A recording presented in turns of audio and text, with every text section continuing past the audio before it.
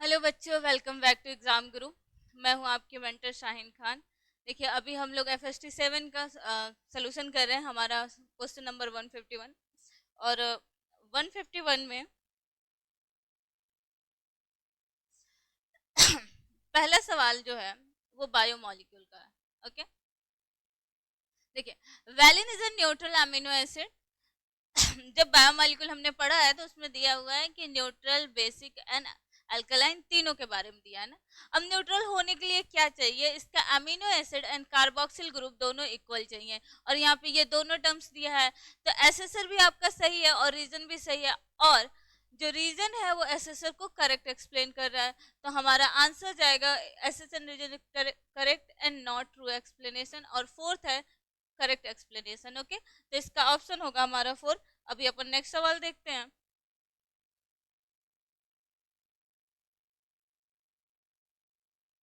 152।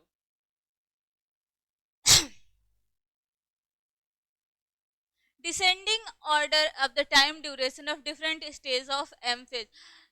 देखो बेटा, जब सेल साइकिल पढ़ते हैं ना तो हम एक पढ़ते हैं आई फेज, दूसरा पढ़ते हैं एम फेज। आई फेज जो होता है वो इंटरफेज होता है। बेसिकली इंटरफेज होता है क्या है अपना?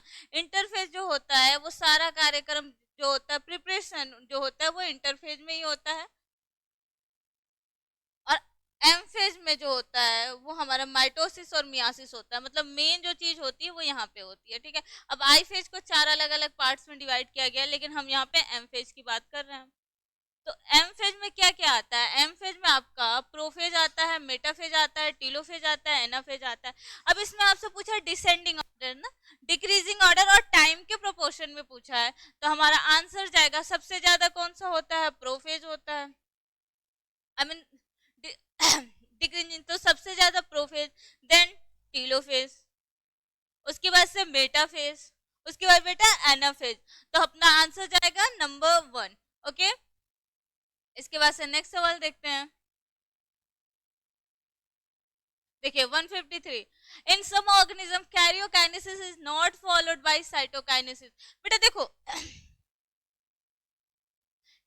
कौन से ऑर्गेनिज्म हैं जिनमें karyokinesis not followed by cytokinesis? सबसे पहले तो यही जान लो कि अगर कैरियोकाइनेसिस साइटोकाइनेसिस को फॉलो नहीं कर रहा है तो क्या होगा? मल्टी सेलुलर सेल डिवीजन ना, मल्टी न्यूक्लिएट हो जाएंगे। तो इसमें लिखा है यूनिन्यूक्लिएटेड कंडीशन नहीं होगा, multi nucleated condition arise leading to the formation of syncytium. Syncytium क्या क्या मतलब होता है? मल्टी न्यूक्लिएट ना, तो लिक्विड। अच्छा, मल्टी न्यूक्लिएट होता कहाँ पे है? होता है लिक्विड एंडोस्पर्म ऑफ मैंगो। नहीं होगा बेटा, ये आपका कोकोनट होगा। तो हमारा आंसर जाएगा इसका, इसमें रिजल्ट ऑफ, हाँ, तो इसका आंसर जाएगा टू। इसके बाद से हम नेक्स्ट सवाल देखते हैं। 154। देखिए, what is the ootheca? Ootheca basically है क्या आपका? उथिका जो capsule and fertilize egg in cast. Okay, ये एज इट इज एनसीईआरटी की लाइन है। इसके बाद अपन नेक्स्ट सवाल देखते हैं।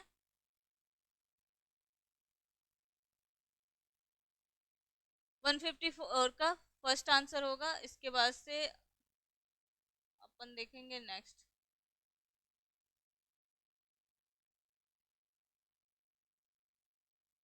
154 का first as it is NCERT की लाइन है।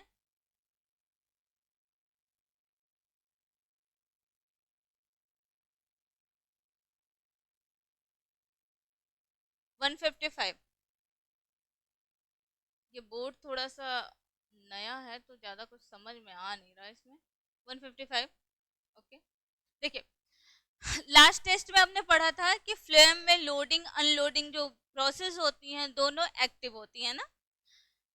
फ्लेम में जो लोडिंग और अनलोडिंग प्रोसेस होंगी वो दोनों क्या होंगी बेटे? एक्टिव प्रोसेस होंगी। तो ये दोनों एक्टिव प्रोसेस हैं। फ्लेम स्टेप में क्या होता है? वाटर एंड सुक्रोज, मिनरल भी होगा। अच्छा, अनलोडिंग प्रोसेस जब पैसिव प्रोसेस नहीं होगा, ये गलत है, ये सही है आपका। और water potential of pure water क्या होता है? जीरो होता है, ये आपको बहुत अच्छे से पता होगा। तो ये हो गया हमारा 1, 2 एंड 3। तो आंसर क्या होगा इसका? हाउ मेनी करेक्ट पूछा हुआ है, मतलब इसका आंसर हो जाएगा थर्ड। ऑप्शन हो जाएगा टू।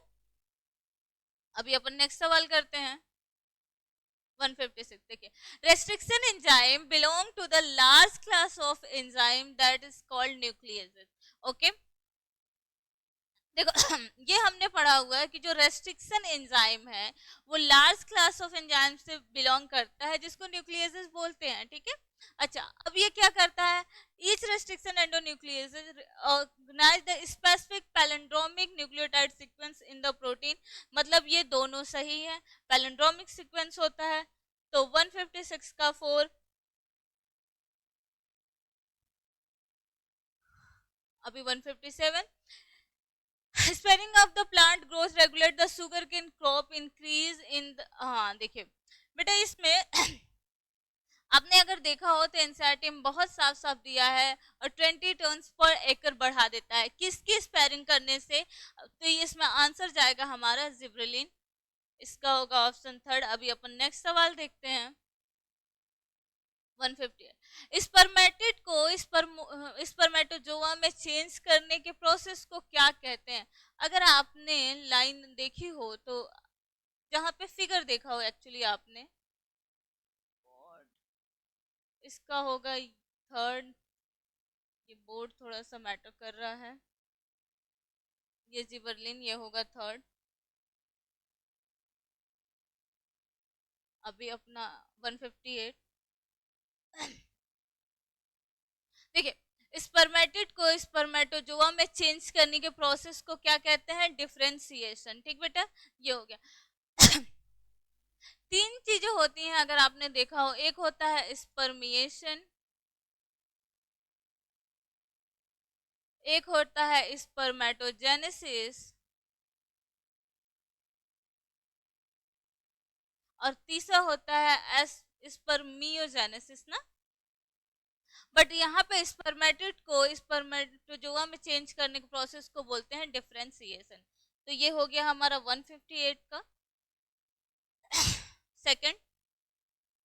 इसके बाद से 159, ठीक, RC Punnett, Punnett square was developed by the James Punnett नहीं है, ये आरसी पुन्नट है, ठीक। तो ये हमारा गलत हो गया। Gene which is the code of pair of contrasting thread, जिसको क्या कहते हैं, एलिल्स, तो हमारा दूसरा सही है और पहला गलत है। तो इसमें कौन सा आंसर हो जाएगा, नंबर थर्ड हो जाएगा, statement 1 is incorrect and statement 2 is correct, ठीक, इसका ऑप्शन होगा थर्ड। देखो बेटे जब मैं इसको क्लोज कर रही हूँ ना तो ये ऑप्शन हट जा रहा है, तो प्लीज एक बार आप देख लेना, ओके। अभी 159 हो गया 160। In which among the following cell organelle steroidal hormone को कौन सिक्रेट करता है। बेटा मैंने लास्ट पेपर में बताया था, जो लास्ट वाला पेपर हुआ था अपन लोग उसमें देखे थे कि रफ एंडोप्लाज्मिक रेटिकुलम क्या सिक्रेट करता है, प्रोटीन, और steroidal hormone smooth endoplasmic reticulum, Golgi complex Golgi body में हेल्प करती है, वैक्यूल्स का काम होता है अलग। तो अभी अपना 160 हो गया, इसके बाद से 161। 5 sepals are found in the flower which of the following. देखो बेटा सिपल्स का मतलब क्या, सिपल्स का मतलब बेसिकली कैलिक्स होता है ना। सिपल का मतलब बेसिकली अगर मॉर्फोलॉजी में देखें तो हम कैलिक्स पढ़ते हैं सिपल को, इसको डिनोट करते हैं के से। अगर आपको मॉर्फोलॉजी की तीनों फैमिली याद हो तो आपने देखा होगा कि दो फैमिली हैं जिसमें ऐसे लिखा हुआ है, K5 दो में है, किसमें है, सोलोनेसी में है और फेबियसी में है, और अनफॉर्चुनेटली इसमें तीनों एग्जाम्पल जो है सोलोनेसी का दिया है। तो 5 सेपल्स किसमें पाए जाते हैं, टोमेटो में भी पाया जाता है, अश्वगंधा में भी पाया जाता है और प्यूटेनिया में भी पाया जाता है। तो अपना जो आंसर होगा वो 4 होगा, ठीक है। अभी नेक्स्ट सवाल देखते हैं 162। Respiratory pathway involve in both anabolism and catabolism. एक तो फॉर्मेशन की बात कर रहा है और दूसरा क्या कह रहा है, ब्रेकडाउन की बात कर रहा है। तो ये दोनों किस में होते हैं, ये दोनों हमारे एम्फीबोलिक पाथवे में होते हैं।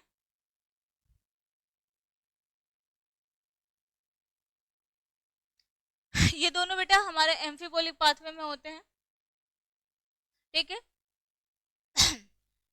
ये भी लास्ट जो भी हमारा टेस्ट हुआ उसी में ये क्वेश्चन आया था। अभी 163 देखो बेटा, neural signals through sympathetic nerve can increase the rate of heart beat. ये adrenal medullary hormone can increase the cardiac output, ये दोनों बात सही है। इसमें होता क्या है देखिए 163, जो न्यूरॉन होते हैं वो सिंपैथेटिक नर्वस सिस्टम को मतलब क्या करते हैं, हार्ट बीट को बढ़ा देते हैं। और जो एड्रेनल मेडुला होता है, एड्रेनल मेडुला कौन कौन से हार्मोन सिक्रेट करता है, एपिनेफ्रिन और नॉन एपिनेफ्रिन, जो कि दोनों क्या करते हैं, हमारे ब्लड सर्कुलेशन को बढ़ा देते हैं ना। तो इसमें हमारा आंसर जाएगा 163 का 4। इसके बाद से 164 एपिपिटेलस,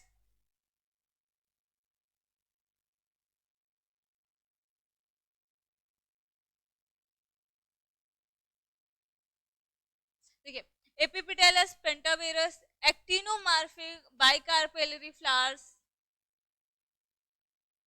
बाइकार्पेलरी ovary are the characteristic of, देखो बेटा ये किसका है, ये दोनों भी सोलोने, ये सब चीजें सोलोनेसी की एग्जांपल है और इसका आंसर जाता है बेलोडोना को। अगर आप 3-4 टर्म्स दिए हैं और एक टर्म्स अगर आपको चुनना है तो आप किसी एक को पकड़ लो और उसमें 100% श्योर हो कि यही होता है। तो इसमें अगर एक चीज दी थी एपिपिटेलस, एपिपिटेलस ऑब्वियसली सोलोनेसी फैमिली में होता है और इसका आंसर जाएगा नंबर 1। अभी अपन नेक्स्ट सवाल करते हैं 165। All the three RNAs needed to synthesis of protein in cell, इसमें तीनों आरएनएस का वर्क दिया है, आरएनएस एंजाइम्स का वर्क दिया are given in their corresponding function which of the tRNA, RNA क्या करता है, कैटालिटिक रोल करता है, structural and catalytic role provide कराता है, टीआरएनए रीडिंग में हेल्प करता है, एमआरएनए टेम्पलेट प्रोवाइड करता है। ये गलत है तो अपन इसका आंसर जाएगा थर्ड। ओके 165 का थर्ड। अभी नेक्स्ट सवाल करते हैं 166, विच of the following is the correct, देखो बेटा आपने जेनेटिक्स में एक चीज पढ़ी होगी, जेनेटिक्स में आपने पढ़ा होगा डीएनए से एमआरएनए बनता है, ठीक, और एमआरएनए से प्रोटीन बनती है। इसको कहते क्या है, इसको बोलते हैं सेंट्रल डोगमा रूल। इसको दिया किसने था, इसको दिया था बेटा फ्रांसिस एंड क्रिक ने। ओके देखो डीएनए से एमआरएनए को बनने को बोलते हैं ट्रांसक्रिप्शन, डीएनए से एमआरएनए बोलने को बनने को क्या बोलते हैं बेटा, ट्रांसक्रिप्शन। और एमआरएनए से प्रोटीन को बनने को क्या बोलते हैं, translation.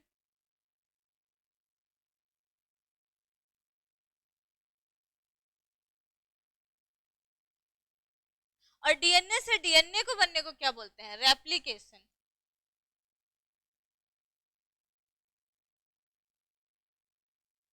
Making RNA from RNA, इसमें करेक्ट पूछा है, ट्रांसक्रिप्शन नहीं होगा। ट्रांसक्रिप्शन क्या होता है, डीएनए से आरएनए को बनने को ट्रांसक्रिप्शन कहते हैं। मेकिंग डीएनए टू आरएनए, अच्छा आरएनए टू डीएनए रिवर्स, अच्छा देखो बेटा ये हो गया डीएनए से एमआरएनए ट्रांसक्रिप्शन।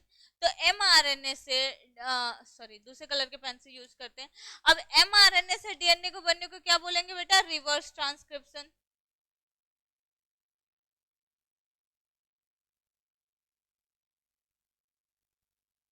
इसको क्या बोलेंगे, रिवर्स ट्रांसक्रिप्शन। तो अब तक तो ये सही रहा। Making DNA to DNA, DNA to DNA क्या होगा, डीएनए टू डीएनए आपका रेप्लिकेशन होता है ना, कभी भी ट्रांसलेशन नहीं होगा। अच्छा आरएनए से प्रोटीन को क्या कहते हैं, ट्रांसलेशन, तो रेप्लिकेशन नहीं होगा, आंसर हमारा जाएगा 2। आप एक बारी इसको जरूर नोट कर लीजिए।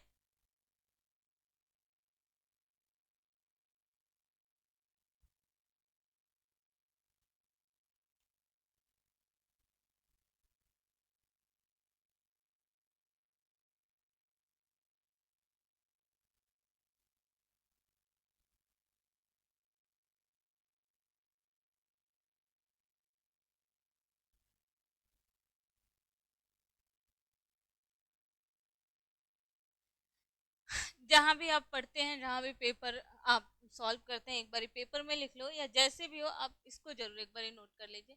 अब अपन नेक्स्ट सवाल देखते हैं, 167। देखो बेटा ये पिछली बार भी ये ऐसे ही हुआ था, इस बार भी ये ऐसे ही हो गया।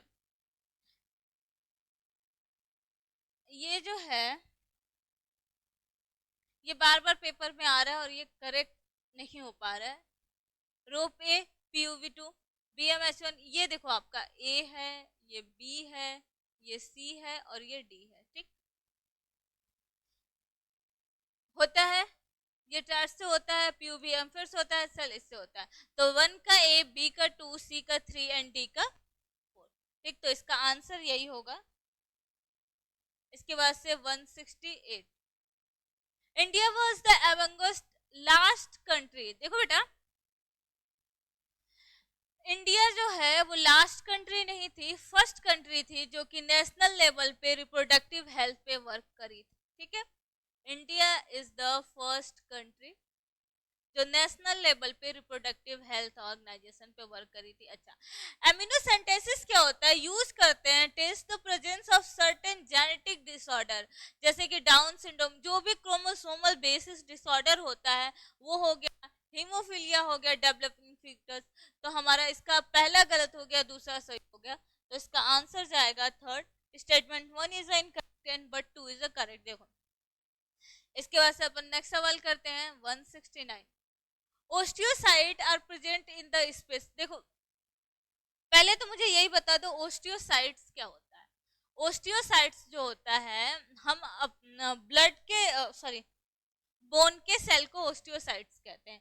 अब उसके बीच की जो स्पेस होती है ना उसको लैकोनी कहते हैं। ठीक है, इंटरकैलेटेड डिस्क किस में पाया जाता है? कार्डियक मसल में पाया जाता है। ठीक, स्ट्रोमा आपको पता ही है, लैमिना आपको पता ही है। तो इसका आंसर जाएगा 2। 169 का 2, 170। Ploidy of archegonia 4, ploidy of archegonia 4 and archegonium. देखो बेटा आर्चिगोनियो 4 क्या है और आर्चिगोनियम क्या? अगर आपने उसका फिगर देखा होगा ब्रायोफाइटा का, तो उसमें दिया होगा ब्रायोफाइटा क्या होता है? हैप्लॉन्टिक बॉडी होती है, उसकी बॉडी जो होती है वो हैप्लॉन्टिक होती है ना। और हैप्लॉन्टिक का बेसिकली मतलब जो होता है वो एन ही होता है। ओके, तो आपका आंसर इसका होगा 4। 170 का 4। अभी अपन नेक्स्ट सवाल करेंगे, 171।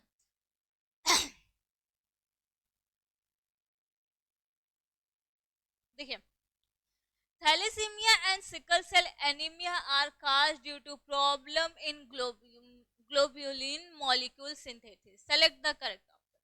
देखो बेटा both are due to quantitative defect globin chain नहीं होगा। एक जो होता है वो क्वालिटेटिव होता है, दूसरा जो होता है वो क्वांटिटेटिव होता है ना। इसमें दोनों की बात कह रहा है दोनों क्वांटिटेटिव होंगे, बिल्कुल नहीं होगा। अच्छा, जो लास्ट वाला ऑप्शन है वो भी सेम यही बात कह रहा है, ये भी कह रहा है कि दोनों जो होंगे वो क्वालिटेटिव होंगे। मैं फिर एक बार कह रही हूँ कि दोनों क्वालिटेटिव नहीं होते हैं। एक जो होता है आपका क्वांटिटेटिव होता है, दूसरा जो होता है वो क्वालिटेटिव होता है। अगर सिकल सेल एनीमिया आपको याद हो तो आपने पढ़ा है val, his, leu, thr, glu and glu. ठीक है, तो इसमें क्या होता है, फिफ्थ की जगह पे वैलिन जो है वो ग्लूटामिक एसिड को रिप्लेस कर देता है। तो ये कहीं से भी क्वांटिटेटिव तो नहीं हुआ ना, क्वालिटेटिव हो गया। तो अपन ये दोनों ऑप्शन ऐसे गलत हो गए। Thalassaemia is due to less synthesis of globin molecule. देखो बेटा ये सिर्फ शब्दों का खेल है। ग्लोबिन मॉलिक्यूल का सिंथेसिस, थैलेसीमिया होता तो है less synthesis of globin molecule chain of haemoglobin. कभी भी ग्लोबिन मॉलिक्यूल का नहीं है, ग्लोब्यूलिन के चेन का है। ठीक, तो सिकल सेल एनीमिया जो quantitative problem of globulin molecule. तो अपना आंसर जाएगा इसका थर्ड। ओके, हो सकता है ये आंसर आपको गड़बड़ दिया हो। अभी अब नेक्स्ट सवाल करेंगे, 172। Which one of the following is not used to construction of ecological pyramids? बेटा इकोलॉजिकल पिरामिड्स में किसका किसका यूज नहीं करते हैं या फिर का यूज नहीं करते हैं? देखो बेटा अगर हम देखें इकोलॉजिकल पिरामिड्स में तो कुछ इस तरह की पिरामिड्स बनी होती है। जो बेस पे होता है वो क्या होता है, वो होता है बेटा आपका प्रोड्यूसर। अब जो प्रोड्यूसर को खाता है वो क्या होता है, इसको प्राइमरी प्रोड्यूसर भी बोल सकते हैं ना। अब बेस जो इसको खा रहा है वो क्या है, कंज्यूमर। अब कंज्यूमर चूंकि प्राइमरी प्रोड्यूसर को खा रहा है तो ये primary consumer, primary consumer PC. अब प्राइमरी कंज्यूमर को जो खा रहा है वो क्या हो गया आपका सेकेंडरी कंज्यूमर, मतलब एससी, ठीक। और ये होता है टॉप, कार्निवोर भी बोल सकते हैं इसको। तो इसमें क्या क्या नहीं होता, अब बायोमास के बेसिस पे होता है, बिल्कुल होता है, जो ज्यादा होते हैं वो बेस पे होते हैं, जैसे फाइटोप्लैंक्टन और जूप्लैंक्टन वाला केस हमने पढ़ा है।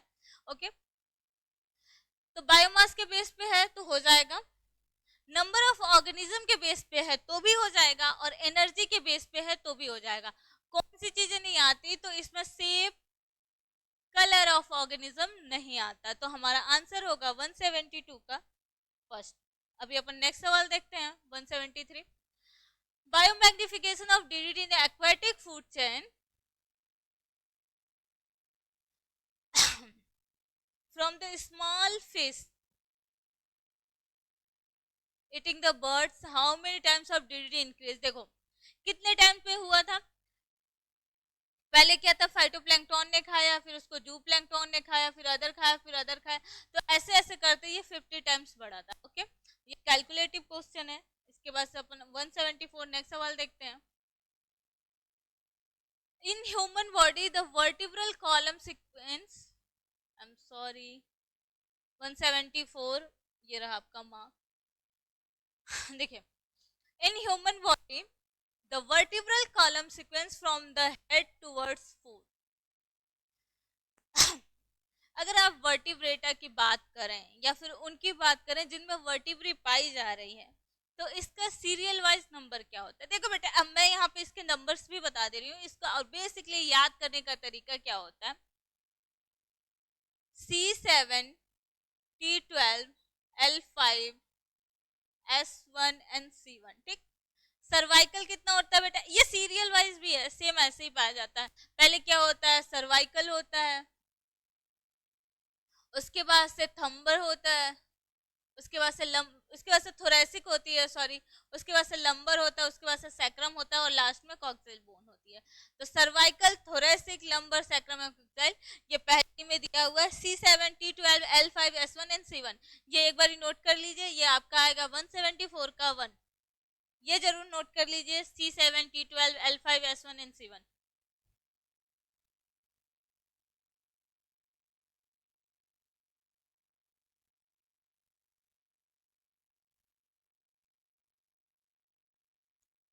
ये हो गया। अभी नेक्स्ट सवाल करते हैं हम 175। देखिए, select the correct matching of the type of joints, example of human skeletal system।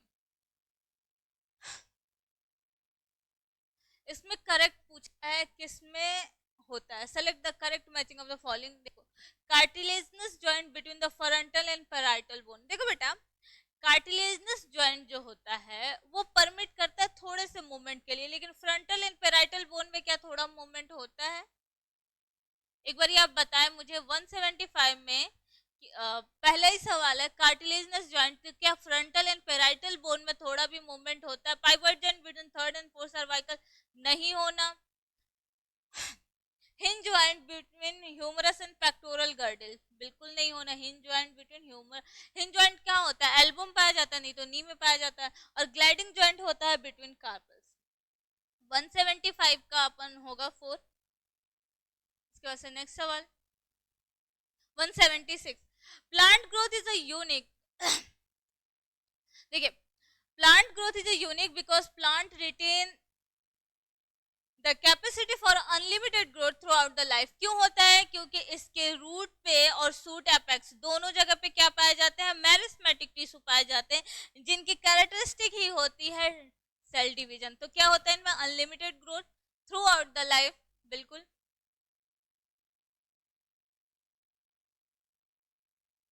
Statement 2 दिया, the period of growth generally divide in the 3 phase.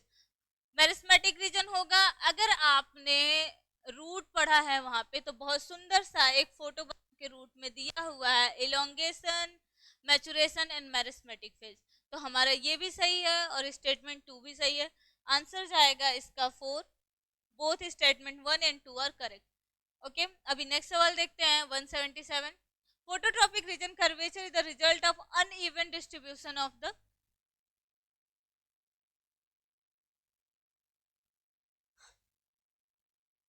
ये एज इट इज एनसीईआरटी की लाइन है। फोटोट्रॉपिक कर्वेचर में oxygen help करता है। इसके बाद से 178, the structural element of plant. देखो बेटा ये सिर्फ प्लांट की ही बात नहीं है, एनिमल में भी बेसिकली नियर अबाउट यही तीनों होते हैं, carbon, hydrogen, oxygen and nitrogen. ठीक, तो इसका आंसर होगा 4। 179, various step in DNA fingerprinting. DNA fingerprinting का वेरियस स्टेप कौन कौन सा है? देखिए, पहले इसमें दिया separation of DNA fragment by the electrophoresis, नहीं होगा। पहले क्या करेंगे? Digestion of DNA by restriction endonuclease, hybridization using the level of BNTR and detection. देखो पहले क्या करेंगे, हम आइसोलेशन करेंगे ना, पहले जो जिसका हमें बनाना है पहले उसको आइसोलेट करके ढूंढ के निकालेंगे कि वो कहाँ है। अब चूंकि डीएनए मिल गया तो हमें क्या चाहिए, उसको डाइजेस्ट करके उसका एंडोन्यूक्लियस चाहिए ना, तो इसका डाइजेशन होगा, मतलब हम इसके एंजाइम में डालेंगे। फिर क्या होगा, सेपरेशन करेंगे इलेक्ट्रोफोरेसिस से। उसके बाद से क्या करेंगे, देन हमारा होता है transformation of separate DNA fragment into nitrocellulose membrane. Okay, उसके बाद से जो भी फ्रेगमेंट निकलता है वो हमारा बन के आता है। तो इसका आंसर जाएगा, पहला था 4, फिर 1, 4, फिर 2, फिर 1, 4, 2, 1 एंड 5। तो इसका आंसर जाएगा फर्स्ट। 179 के बाद से 180, how many matching are correct. देखो, मोबाइल जेनेटिक एलिमेंट होता क्या है? मोबाइल जेनेटिक एलिमेंट का मतलब होता है जो एक जगह से कैरेक्टर को दूसरी जगह पे ट्रांसमिट करे, मतलब क्या कर रहा है, पेरेंट टू प्रोजेनी को ट्रांसफर करे ना। तो ये हमारा ट्रांसपोन हो जाएगा, बेस हो जाएगा। RNAi is the paste resistance in plant. याद होगा आपको, ट्यूमर कॉज है जिसमें आरएनएआई का यूज करते हैं। अच्छा, आरएनएआई एक जगह और आता है, सेलुलर लेवल ऑफ फिजियोलॉजी या फिर इम्यूनिटी। जब हम पढ़ते हैं तो हमने उसमें दो कैटेगरी पढ़ी थी, एक फिजिकल पढ़ा था, एक फिजियोलॉजिकल पढ़ा था। तो जो फिजिकल पढ़ा था हमने उसमें सेलुलर लेवल ऑफ डिफेंस पढ़ा था। तो सेलुलर लेवल ऑफ डिफेंस में आरएनएआई ही होता है जो कि इंटरफेरॉन सिक्रेट करता है। ओके, तो cellular level of defence. And BT toxin क्या होता है, इंसेक्टिसाइडल प्रोटीन। तो हमारा ये चारों ऑप्शन सही है और इसका आंसर जाएगा 180 का 1। इसके बाद अभी नेक्स्ट सवाल करेंगे 181, all enzyme notes are protein. देखो एनसीईआरटी में बहुत सुंदर सी लाइन लिखी हुई है कि ऑलमोस्ट एंजाइम आर प्रोटीन। कहीं पे ये नहीं लिखा है कि सभी एंजाइम प्रोटीन है। ऑलमोस्ट मतलब 98%, 95% जो एंजाइम है वो प्रोटीन है। All enzyme are not protein, बाकी कुछ जो है वो प्रोटीन नहीं भी है। अब उसी में से कुछ है, जैसे न्यूक्लिक एसिड है, वो भी कैसे बिहेव करता है, एंजाइम की तरह। तो हमारा ये दोनों आंसर सही है। तो इसका जाएगा 181 का 4। अभी अपन नेक्स्ट सवाल करते हैं 182, विच of the following is not a part of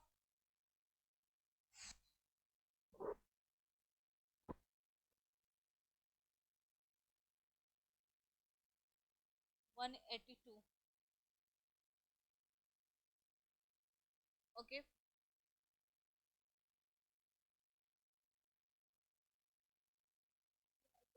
लग गया भाई।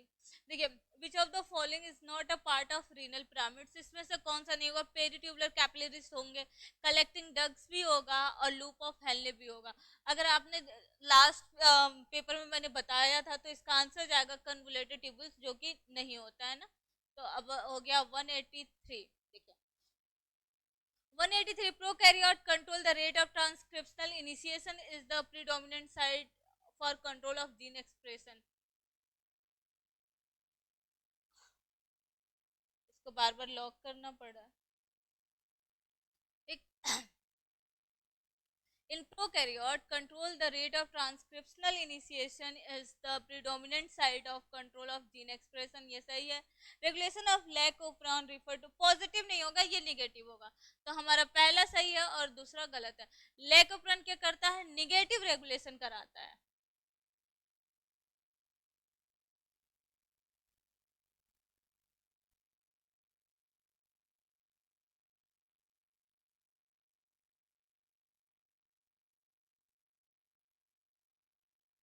ये नेगेटिव रेगुलेशन में हेल्प करता है. तो हमारा पहला तो सही हो गया बट दूसरा गलत हो गया. तो आंसर जाएगा फर्स्ट. 183 के बाद से अब करेंगे 184. Which of the following structure has maximum contribution of transpiration? बेटा ट्रांसपायरेशन होता क्या है? पहले तो ये देख लो, इसमें जितनी भी चीजें दी हैं सबसे ट्रांसपायरेशन होता है. जो भी प्लांट के आउटर सेल है उससे सबसे ट्रांसफर मोस्टली इसमें जो दिया है लेंटिकल से होता है, हेल्प करता है गैसियस एक्सचेंज में ऑब्वियसली. और ट्रांसपायरेशन क्या होता है? गैसियस फॉर्म, लिक्विड फॉर्म में गैस का निकलना गटेशन होता है और गैस का एक्सचेंज, ठीक, आउटर बॉडी सरफेस से, उसको ट्रांसपायरेशन कहते हैं. तो लेंटिकल से होता है.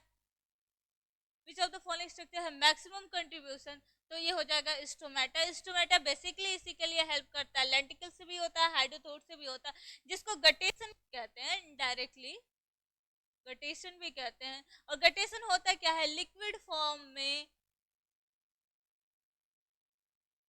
फॉर्म ऑफ वाटर ट्रांसपोर्टेशन ना.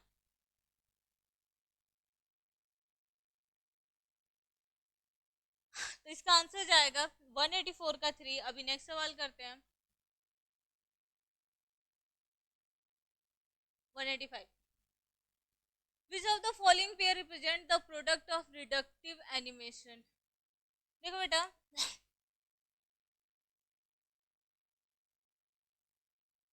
रिडक्टिव एनिमेशन में कौन सा हेल्प करता है? ये एज इट इज एनसीईआरटी के लाइन है, glutamate and एनएडीपीएस. Okay.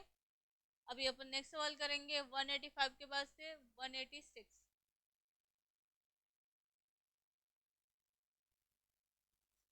In xylem sap some of the nitrogen travels in inorganic and. बिल्कुल सही है. जाइलम सिर्फ वाटर और मिनरल का नहीं, ऑर्गेनिक और इन सम बहुत कम पोर्शन में, बहुत कम क्वांटिटी में करता है, लेकिन इसका भी करता है. Mineral element are translocated through the xylem both organic and inorganic form. तो ये हमारा दोनों सही है. ठीक है, xylem true and correct explanation. हाँ सही है. 186 का 1 होगा. इसके बाद से अपन करेंगे नेक्स्ट सवाल 187. मर्केंसिया. बेटा मर्केंसिया है क्या? मर्केंसिया जो है वो ब्रायोफाइट है, ये आपको पता है. ब्रायोफाइट का एग्जांपल है. और ब्रायोफाइट में डायोसियस है ना. क्यों? क्योंकि इसके दो पार्ट है. एक आर्चिगोनिया है जो कि बहुत सुंदर सा बना हुआ फिगर है, और एक ऐसे बिगड़ा हुआ है, तो डायोसियस है. तो ये हो गया डायोसियस ब्रायोफाइट. ठीक. इसके बाद से 188. Match the column. देखो बेटा, connective tapetum microspore and exine.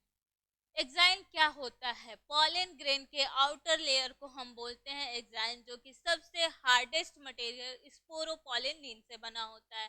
अब स्पोरोपोलिन जहाँ पे नहीं होता है उसको जर्मपोर कहते हैं. ये सारी चीजें आपने पढ़ी हुई हैं. तो स्पोरोपोलिन, एक्साइन जो है वो कहाँ पे आएगा? स्पोरोपोलिन. अच्छा, टैप्टम क्या होता है? मल्टीन्यूक्लिएटेड होता है. पॉलीपोलैरिटी दिया हो जाएगा.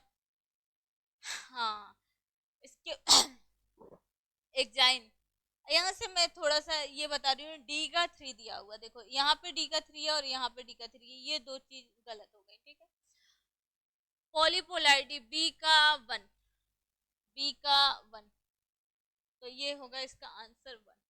देखो कनेक्टिव क्या होता है? स्टेराइलिटी होता है. स्टेमिनोड भी कहते हैं ना, जो स्टेराइल होता है उसको स्टेमिनोड भी कहते हैं. ठीक. और माइक्रोस्पोर्स जो होते हैं, मतलब माइक्रोस्पोर मदर सेल एमएमसी या फिर एमसी, ये हैप्लॉइड होता है. तो इसका आंसर जाएगा 188 का 1. अभी 189. A small amount of activated sludge plumb back into aeration tank. ये प्राइमरी स्लज की बात कर रहा है कि एरिएशन टैंक में अगर हम थोड़ा सा एक्टिवेटेड स्लज डालते हैं तो वो होता क्या करता है, देखो बेटा प्रॉपरली नहीं, ये सेडिमेंटेशन कब होता है, सेडिमेंटेशन तो हम प्राइमरी फिल्ट्रेशन में ही कर लिए, जितनी भी फिजिकल चीजें थी, छोटे छोटे कंकर पत्थर उसको निकाल, make the process slow and better treatment, हाँ सही है इस वाले। तो ये क्या करता है, इनकुबुलम का काम करता है, inoculum, remove the sediment from it, नहीं इसका आंसर जाएगा 189 का 3। अपन नेक्स्ट सवाल करते हैं 190, which of the following the correct with respect to binomial nomenclature, इसमें से सही कौन सा है, बायोनॉमियल नोमेनक्लेचर रोमन में नहीं होता है, इटैलिक्स में नहीं होता है, बायोलॉजिकल नेम इटैलाइज नहीं, इटैलाइज तो होगा नहीं, the first word of biological name hand written underline नहीं, second name is a specific and small letter.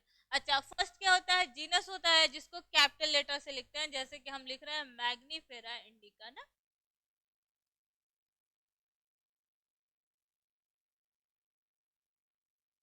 Indica ये स्मॉल आई है, ओके ये हो गया आपका जीनस, ये हो गई आपकी स्पीसीज। और बेटा देखो ये कैपिटल लेटर से स्टार्ट है, कैसे स्टार्ट है, कैपिटल लेटर से एम, और ये आई स्मॉल आई है, ये स्मॉल लेटर से स्टार्ट है, तो इसका आंसर आएगा 4, 190 का 4, 191। The final cell of cell theory, देखो बेटा स्लाइडेन और स्वान ने क्या बोला था, स्लाइडेन और स्वान ने पहले सेल थ्योरी जब दी गई थी तो स्लाइडेन और स्वान ने ही दिया था। जो स्वान साहब थे वो जो थे वो बायो से आते थे, ठीक, तो इन्होंने बताया कि जितने भी एनिमल सेल हैं, जितने भी एनिमल सेल हैं वो बने हुए डिफरेंट काइंड ऑफ सेल से, जितने भी एनिमल टिश्यू हैं formed by different kind of cell. अच्छा स्लाइडन साहब ने भी यही कहा कि जितने भी इन्होंने एक चीज और कही कि जो एनिमल सेल है ना उसके ऊपर एक बहुत पतली सी झिल्ली लाइक स्ट्रक्चर है जिसको प्लाज्मा मेम्ब्रेन कहते हैं। इन्होंने कहा कि जितने भी प्लांट सेल हैं, प्लांट टिश्यू है वो भी सभी सेल से मिले हुए हैं और इनके ऊपर एक लेयर है जिसको सेल वॉल बोलते हैं। बट ये लोग अब तक ये नहीं बता पाए थे कि नया सेल बना कैसे, इन लोगों ने सेल के कंपोजिशन, बेसिकली अगर कहें तो सेल के कंपोजिशन पे वर्क किया। अब तक ये लोग ये नहीं बता पाए थे कि सेल नई सेल बनी कहाँ से। रोडल्फ वर्काउ ने बोला कि जो पुरानी नई सेल है वो प्री एग्जिस्टिंग सेल से ही बन रही है, जो पुरानी सेल है उसी से क्या हो गई, नई सेल बन गई। तो फाइनल सेल जो सेल थ्योरी की थी इन्होंने दी थी 191 का 1, 192। अब देखिए इसमें कॉलम है मैंने एक चीज बताया था जिससे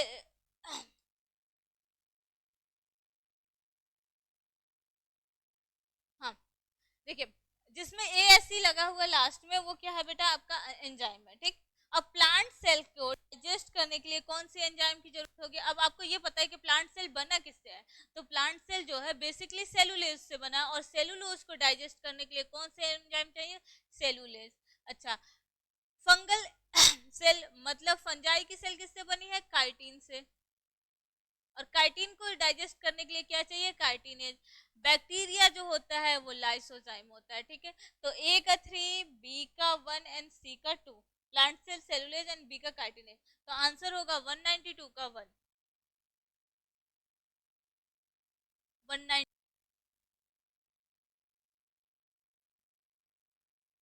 193। देखिए बेटा इसमें पूछा हुआ है कि बॉक्स ऑफ द मोलस्का का एग्जांपल पूछा हुआ है, तो एनिमल किंगडम में जो सबसे लार्जेस्ट सेकंड लार्जेस्ट किंगडम है, सॉरी फाइलम है, वो क्या है, मोलस्का है। मोलस्का होता क्या है, इसमें मेंटल होता है ना, मेंटल कैविटी जो इसके हम्प से मिलके बनता है।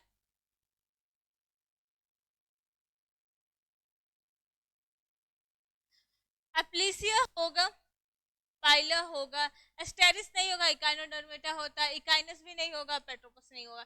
तो मोलस्क का कितने एग्जांपल है, इसमें दो ही दिया हुआ है। 193 का 2, इसके बाद 194। Which of the following are saprophytic unicellular eukaryote? Saprophytic का मतलब क्या? सेप्रोफाइट का मतलब होता है वो ऑर्गेनिज्म जो अपने खाने के लिए किसी भी डेड एलिमेंट पे, डेड ऑर्गेनिज्म पे डिपेंड है, उसको सेप्रोफाइट कहते हैं।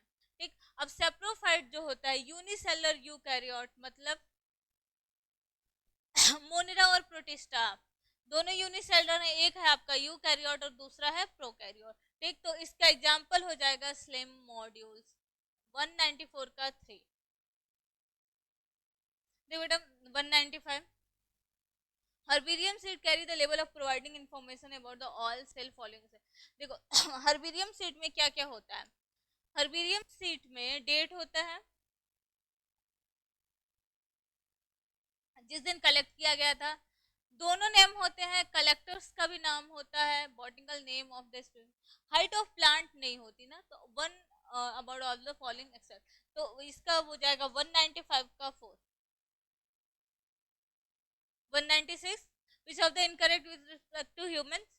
एपिग्लोटिस को कवर कौन ग्लोटिस को कवर कौन करता है? एपिग्लोटिस। कार्टिलेजिनस फ्लैप होता है जो उसको कवर किया रहता है, जो कि एक और काम करता है, हमारे फेरिंग्स में फूड पार्टिकल्स को जाने से रोकता है। जब एल्विलाई एंड देयर डक्ट्स क्या करते हैं? रिस्पायरेटरी में हेल्प करते हैं। और बेसिकली यहाँ पे क्या होता है? Primary gaseous exchange, primary gaseous exchange. Plural fluid increase the friction of lung surface. देखो बेटा प्यूरल मेम्ब्रेन होता क्या है? हमारे लंग्स के ऊपर दो लेयर पाई जाती हैं, एक होता है प्रॉक्सिमल लेयर और दूसरा होता है डिस्टल लेयर। जो ये पास वाला है वो क्या बेटा? ये है आपका प्रॉक्सिमल लेयर, और जो ये दूर वाला है ये है आपका डिस्टल लेयर। अब इन दोनों के बीच में एक फ्लूइड भरा होता है, प्यूरल फ्लूइड। बेसिकली इसका वर्क जो होता है वो फ्रिक्शन को कम करना होता है, फ्रिक्शन को ये रिड्यूस करता है, किसी भी मैकेनिकल हार्म से इसको बचाता है। कोई भी वाइटल ऑर्गन है जिसके ऊपर फ्लूइड भरा हुआ है वो मैकेनिकल हार्म से इसको बचाते हैं ना, तो ये आंसर हमारा सही है। इसका terminal bronchioles supported incomplete cartilaginous ring, ये भी सही है। तो 196 का आंसर हो जाएगा 3। 197, hepatic cell secrete the bile help in digestion of fat. Fat के डाइजेशन में कौन सा हेपेटिक सेल कौन सी एंजाइम सिक्रेट करती है, बेसिकली ये पूछ रहा है। देखो बेटा फैट के डाइजेशन में लाइपेज का यूज होता है, और ये फैट डाइजेस्ट होके क्या बनाता है? Free fatty acid and glyceride. 3 mole free fatty acid होता है और ग्लिसराइड होता है। ओके, तो इसका आंसर जाएगा 197 का 3।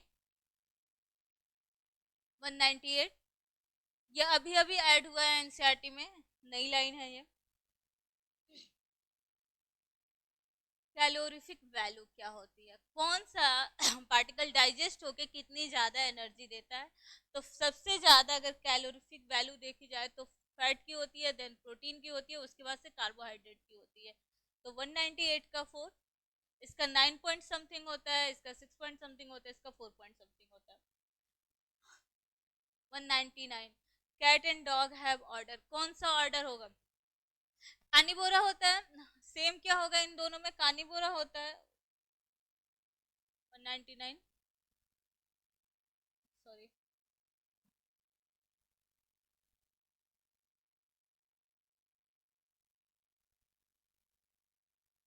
हाँ देखिए कैट और डॉग में सेम क्या होता है? इनका ऑर्डर सेम होगा, कार्निवोरा में आएंगे, ये फेलिस होता है और ये कैनिस होता है। 199 का 1, ये हो गया आपका 200। लास्ट सवाल, residual volume, expiratory reserve volume, inspiratory reserve volume and functional residual volume. देखो जब हम नॉर्मल एक्सपायरेशन और इंस्पायरेशन कर रहे हैं उसको क्या बोलते हैं? Tidal volume. ठीक, जो कि 500 होता है, वो बना होता है ना, 500 ml में होता है, ये भी ml में ही दिया हुआ है। अब जितना करने के बाद से, इंस्पायरेशन एक्सपायरेशन करने के बाद से जितना लेफ्ट अमाउंट ऑफ बचा होता है वो हमारा रेसिडुअल वॉल्यूम होता है। जो कि हमारा 1100 से 1200 ml होता है, जो लंग्स में बना होता है। मैं डेड स्पेस की बात नहीं कर रही हूँ, मैं रेसिडुअल वॉल्यूम की बात कर रही हूँ। कंडक्टिंग पार्ट में जो एयर रह जाते हैं उसको डेड स्पेस बोलते हैं, ठीक है, जो कि 150 होता है। रेसिडुअल वॉल्यूम जो आपके लंग्स में बना रहता है आफ्टर एक्सपायरेशन एंड इंस्पायरेशन के बाद, ठीक।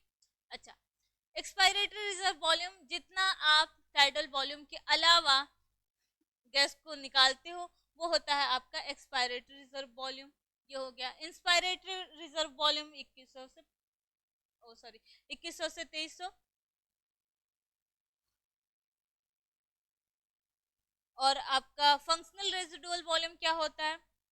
ये होता है एक्सपायरेटरी रिजर्व वॉल्यूम में टाइडल वॉल्यूम को जोड़ के हम जो निकालते हैं वो होता है हमारा फंक्शनल रेजिडुअल वॉल्यूम। तो ये हो जाएगा आपका 2500 से 3000। ठीक, तो हमारा आंसर जाएगा एक, हाँ, इसका ए का फर्स्ट एक ही में दिया हुआ है। ये होंगे बेटे अब तक के 200 सवाल। Thank you.